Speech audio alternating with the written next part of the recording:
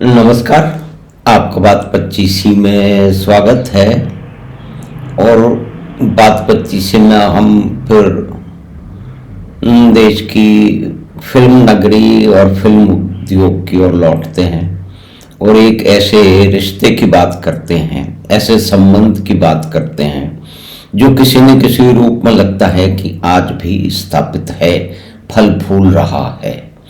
लेकिन एक समय था जब पूरा का पूरा जो फिल्मों का फाइनेंस था वो कहा जाता है कि अधिकतर हाजी मस्तान और उसी तरह के जो क्राइम सिंडिकेट हैं, जो अपराधी तत्व हैं, जो कि स्मगलर हैं, और अपराधी तत्वों को और स्मगलर्स को कम से कम भारत की हिंदी फिल्मों में, बाकी फिल्मों का तो इतना अधिकार से नहीं कह सकते कि उनको महामंडित करने में एक विशेष भूमिका रही है। तो चाहे दाऊद हो या हाजी मस्तान हो या दूसरे लोग हों, क्या ये उनका असर देखा जा सकता है?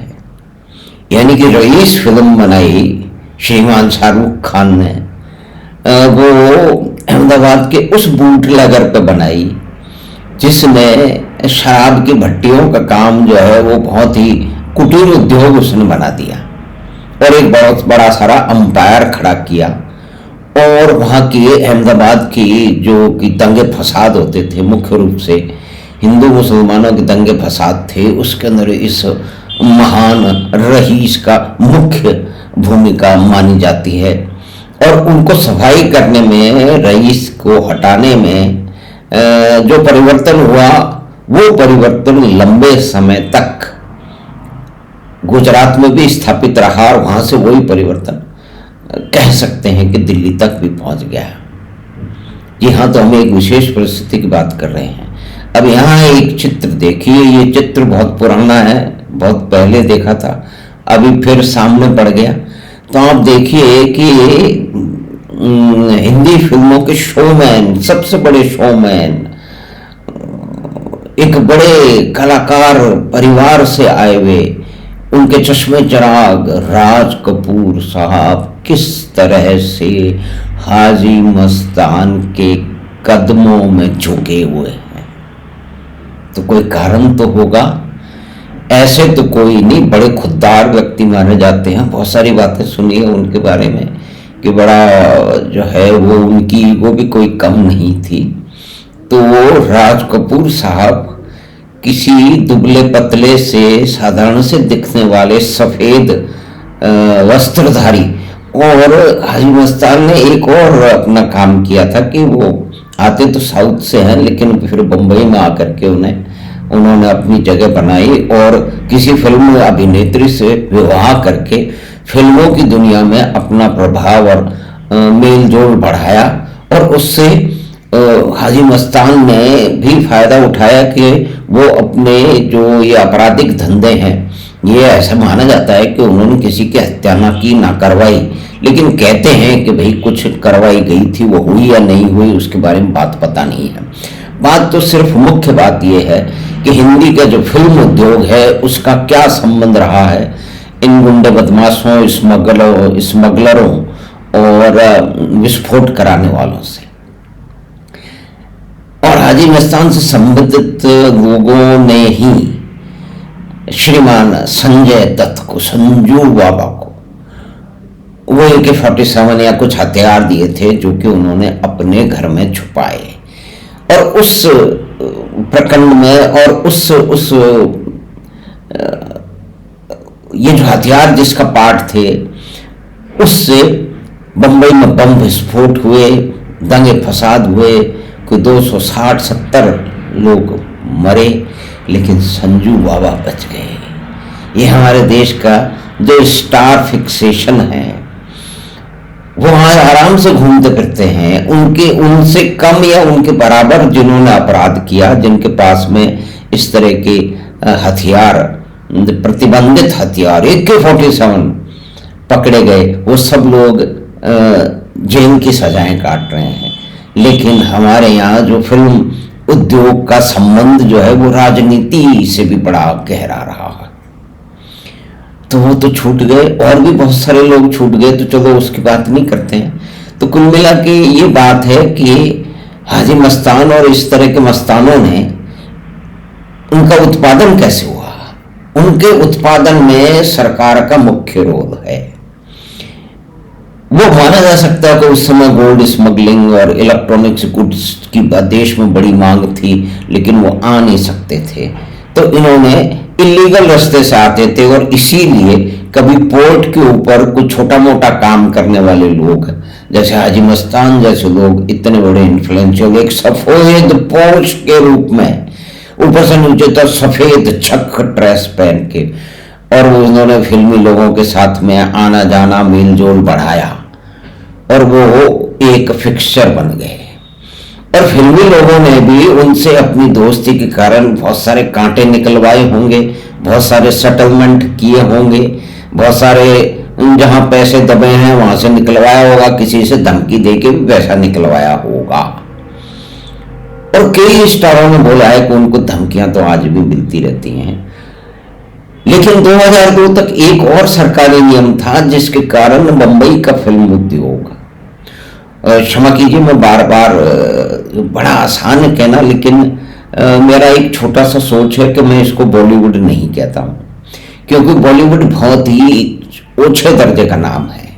यानी दुनिया में कोई भी ऐसा फिल्म उद्योग नहीं है जिसने अपना नाम हॉलीवुड की छाया या उसकी 100वीं 200वीं 50वीं 10वीं 5वीं जो है ना वो कार्बन कॉपी की तरह रखा हुआ। ये देश का एक किसी पत्रकार ने, नाम भूल गया मैं, कभी याद आएगा, नाम लिया और वो नाम चिपक गया।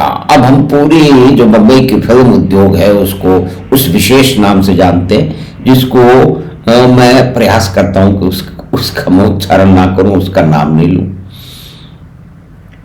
तो उसमें भी ये था कि बैंक लोग जो है ना फिल्मों को फाइनेंस नहीं करेंगे, तो फिल्म वालों के लिए पास भी जो है ना वो ऑप्शन बहुत कम थे कि इस तरह के जो अपराधी किस्म के लोग हैं जिनकी दादागिरी है वो तो किसी से भी पैसा लगवा सकते हैं।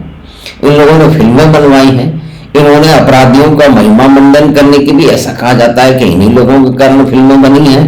रईस का उदाहरण तो बहुत पुराना नहीं है, और भी इस तरह की बहुत सारी, फलानी देवी काठियावाड़ी है ना वो, यानी कि नेगेटिव चरित्रों का, गुंडे बदमाशों का, जिन्होंने समाज को जोड़ने का कभी काम नहीं किया, उसमें अपराध किए, अपराधियों को महिमा मंडित करने का काम इस बंबई की फिल्म इंडस्ट्री ने किया है, क्योंकि वो शायद अनुग्रहित रहे हैं हाजी मस्तान जैसे लोगों के सामने। यानी कि देश का एक इतना बड़ा शोमैन, यानी कि एक उस कालखंड की बात है जबकि सारा का सारा सिस्टम इस तरह से काम कर रहा था कि वो किसी न किसी रूप से गुंडे बदमाशों को उपजाए।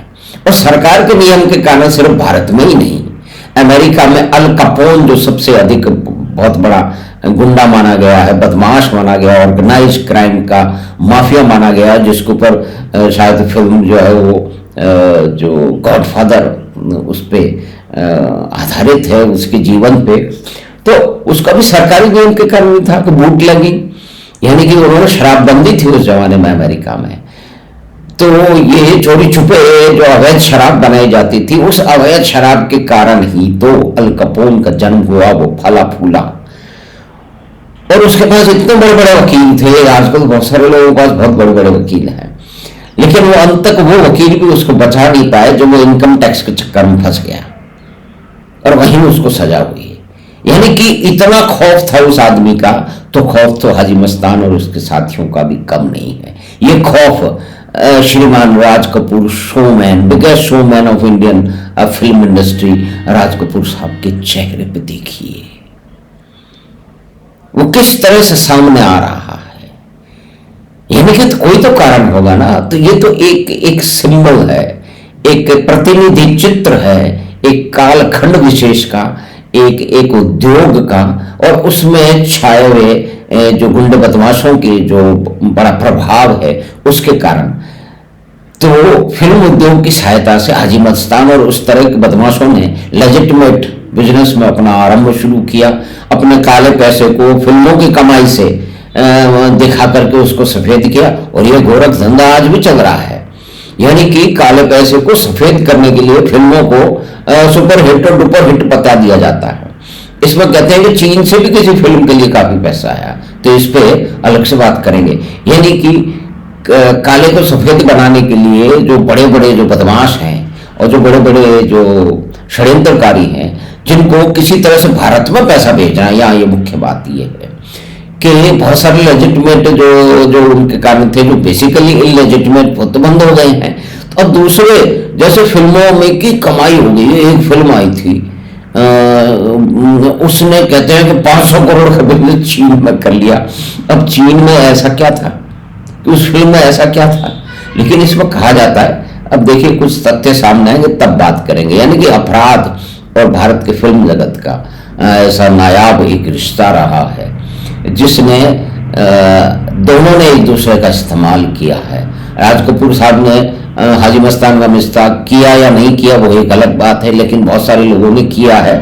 ऐसा कई बार पढ़ने सुनने और देखने को मिलता रहता है, तो वो आज भी चल रहा है।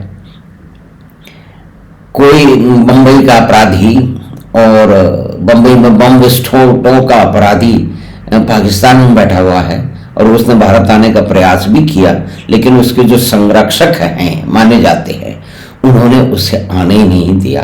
लेकिन चलिए ठहरिए, वो तो अलग बात है।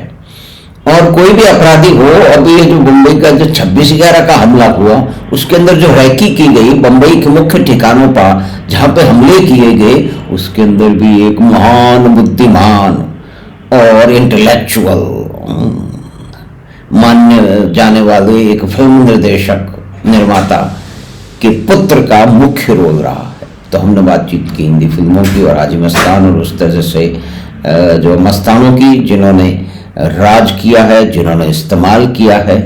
और बंबई के फिल्म उद्योग ने भी इस तरह के गुंडे बदमाशों और उनकी दहशत और उनके डर का इस्तेमाल अपने कामों के लिए किया है।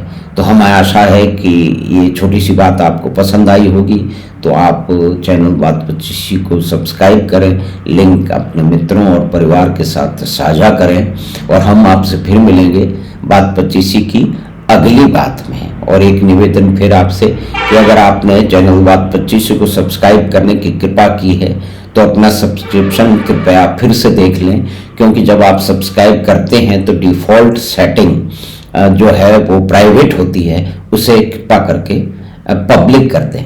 धन्यवाद, नमस्कार। हम आपसे फिर मिलेंगे बात 25 की अगली बात।